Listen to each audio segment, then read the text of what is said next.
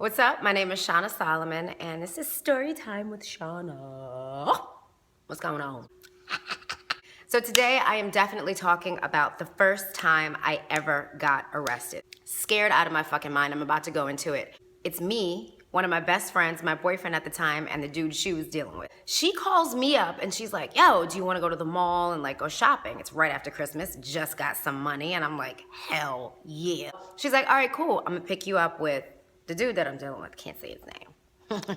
Oh, she picks me up, and so we all jump in this car, drive into the mall, get to the mall, have a shopping blast. Okay, I think I spent like $2,500. I was young, dumb, didn't save money for shit. We're on our way back from the mall. I'm like picturing all the different outfits that I bought and like how awesome I'm gonna look. I'm like, yeah, it's gonna be great. I'm gonna kill him, I'm gonna kill him. And like I said, we were like, I think maybe about 18, 19 at the time, maybe 20. And we're driving back from New Jersey to the Bronx. My girlfriend doesn't have her license at the time, but she has her permit.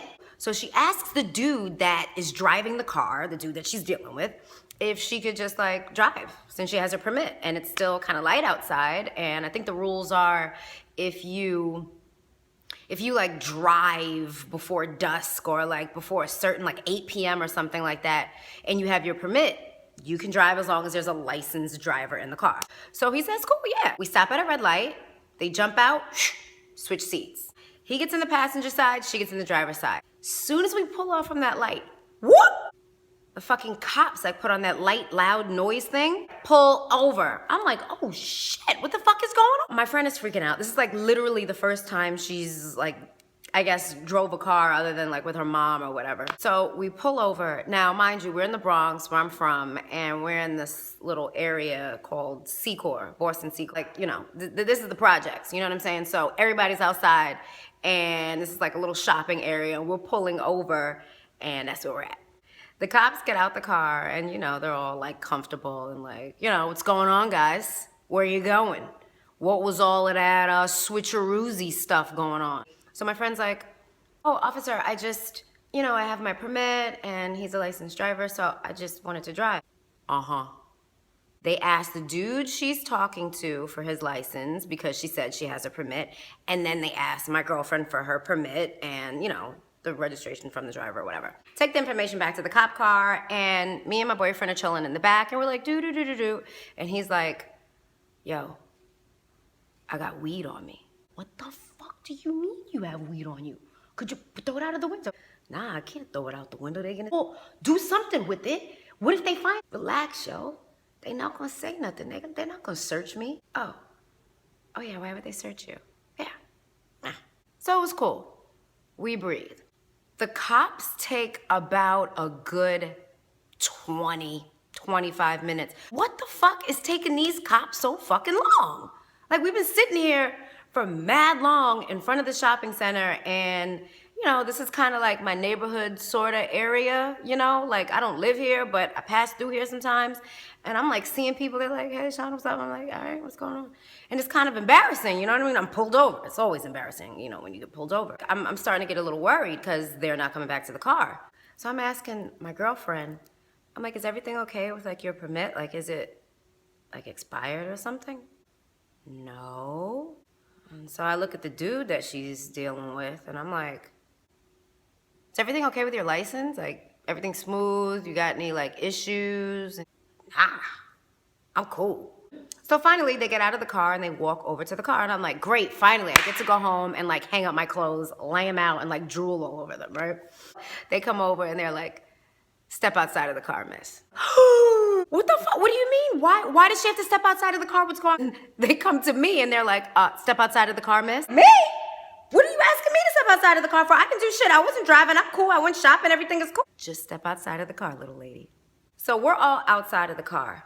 They pull the dude that my girlfriend was kind of talking to at this time, they pull him to the side and they're like talking to him and questioning, and I'm trying to like listen, and I'm like, what are they saying to him? What's going on here? And the other cop kind of talks to my girlfriend, and then all of a sudden I see both of them getting arrested. Like, yo, what the fuck?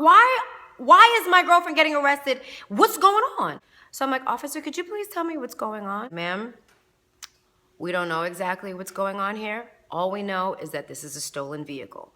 A stolen what?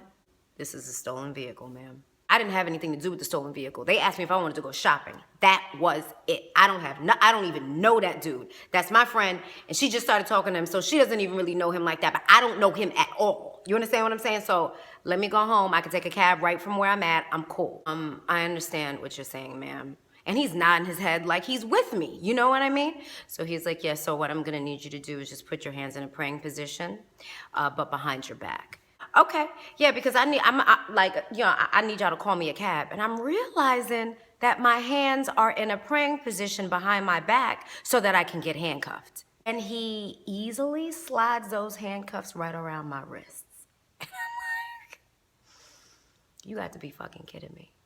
So, I'm arrested in the back of the cop car with my girlfriend, and we're on our way to Central Bookings. Get to Central Bookings, we get fingerprinted, boom, photographed, bow. So we get in the holding cell, right? Soon as we walk in the holding cell, there's this girl on the phone with somebody talking about, yeah, and so the fuck what, I killed that nigga. That nigga deserved it. I don't give a fuck if it was my brother or not. He deserved that shit, B. Yo, he deserved that shit. Fuck that nigga. What? She killed her brother? I'm in here with killers? I'm in here with a chick who killed her own brother? I gotta get the fuck out of here. But I'm not acting like this. You know what I mean? I'm keeping it inside. This is what I really looked like, probably. What? I'm in here with killers? This chick killed her brother? I gotta get the fuck out of here. Where's my mom? I wanna call my mom. I want my mommy. I want my mommy very badly. What the fuck did I do? Why the fuck did I get into this situation? I can't believe I'm in this situation. I was in there with a killer. A killer. I turned and I looked at my girlfriend, and the tears were just rolling down her face. But I was trying to play it cool because I always heard stories about jail. Like, oh, if something goes down, somebody's trying to intimidate you or is intimidating, then, you know, you keep your cool. Don't be intimidated, or at least don't act like you're intimidated so they can take further advantage and try to play you or do something to you or take advantage of you and take your booty or whatever the fuck it is. Like, I was just like, yo, okay, all right, I'm gonna act like I'm not affected by that. So anyway, mind you, we had on high heels, we had on skirts, like Beethoven shirts, leather jackets, our hair was done. I think we were the only people in the cell that looked nice, like we had jobs, you know, like we shouldn't fucking be there. We made this pact. We were like, we're not sitting on any of this furniture in here because we don't know what's on it. It's, you know, there's no Lysol. We don't know if anyone's like smeared shit all over it. I'm not fucking sitting on any of this shit. I'm not gonna lean up against the wall. We're gonna stand in our own space until this is all over. About 16 hours later, my pinky toe started really hurting. My pinky toe abandoned the idea. My big toe was like, bitch, if you don't sit the fuck down, it's gonna be me and you. And I was like, you know what? I agree. So my girlfriend and I, we were like this, you know, huddled up, you know, shoulder to shoulder. And so we like shimmied over to the bench and we decided to sit down. And as soon as we sat down, this fucking crackhead rolled out from underneath the bench like a mummy, like, oh, hell no, y'all bitches better get the fuck up. I've been waiting for that seat all night. First of all, where did you come from? Where did you come from? She rolled out from underneath the bench. I mean, she was tucked in the bench the entire time. I was like, I can't. My girlfriend was like, just let her have the seat. Just let her have the seat, Shana. I'm like, hell no. We've been standing in these heels all for fucking 16 hours. No. So I decided to stand up for myself finally. This is not your seat. You weren't sitting here. I'm tired. I'm sitting down. Sorry. You're gonna have to roll right back up under that bench. Is there a problem? Whatever, bitch. And rolled her ass back up under the bench. That's how it went. I was like, okay, you know, I got a little voice up. I didn't mention the fact that there was a heroin addict who was sitting in the corner on the toilet taking a shit probably like the entire time. She had diarrhea, maybe for like 23 hours straight. I mean, I know that's exaggerating the issue a little bit, but that's what it smelled, and that's how the memory is embedded in my mind. It's just, I felt like the chick never got off the toilet. So we got the crackhead, we got the heroin addict, we got the murderer. There was a few other people in there that just made it feel like just nasty and just gross and disgusting. So anyway, so here is where shit got real. My girlfriend has contacts on, right? And her contacts started getting a little dry. Her allergies were acting up. We had this one fan that was kind of circulating and turning and cooling everybody off in the cell. It was keeping the cell nice and calm. And my girlfriend started itching and scratching and her allergies were acting up. So she thought maybe if she called the CO that she would be able to get her a Benadryl. Don't know why she had that in her mind. Officer, officer. Officer didn't answer, of course. I mean, that's what they do. They don't answer. So my girlfriend, I don't know how she finds it. I kid you not, I promise you this is the truth, but she finds a pen. She decides to take this pen and throw it so it can make noise to get the officer's attention. But when she throws it, she throws the pen so high that it gets caught in the one fan that's circulating the cell. So the fan stops blowing cool air on the entire hot-ass cell. And all the street-walking bitches up in there were like... And this is exactly what my girlfriend did as soon as she saw them look at her.